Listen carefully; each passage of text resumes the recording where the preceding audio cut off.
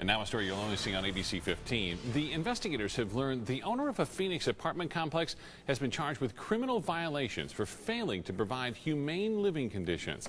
We're waiting for the verdict that could come any day now, and it could mean millions of dollars in fines. ABC 15 investigator Lauren Gilger is here now with exclusive details.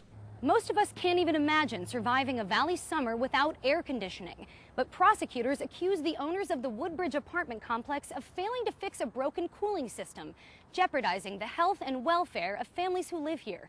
Court records show temps in some of these units reached as high as 96 degrees.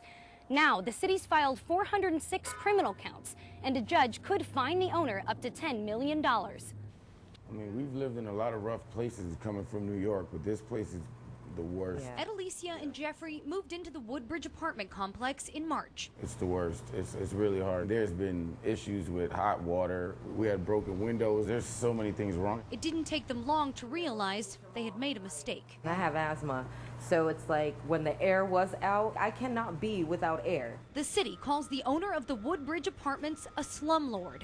Inspectors found 359 violations.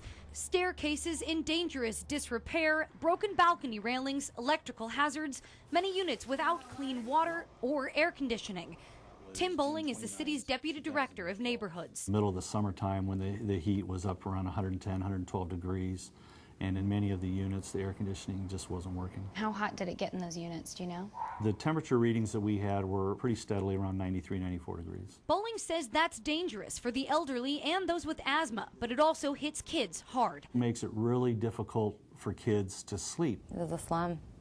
It was a travesty. Many of the residents at Woodbridge are refugees.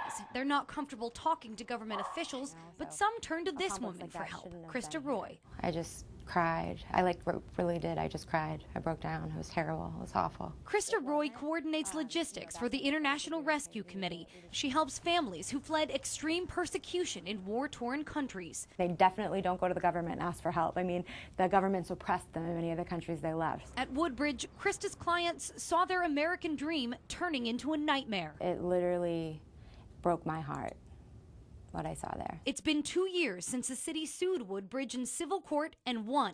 The owner was ordered to pay $47,000 in fines. But while they're appealing that case, the city filed criminal charges, 406 of them. We don't take very many cases to criminal court. Bowling says the owner could face $10 million in fines this time. The biggest fine in state history. Krista Roy says she just wants people to know their rights. They're paying their rent. You know, they should have air conditioning. They should have water. That's not too much to ask for. I'm investigator Lauren Gilger, ABC 15 News. An attorney for the owner of Woodbridge told us they do not believe the property is a slum. He says they've challenged all the allegations in court, and he says the criminal prosecution was retaliation and lacks merit. He told us local property managers are reasonably responsive to tenants' concerns. The ABC 15 investigators will continue to follow the case and get you the verdict as soon as it comes in.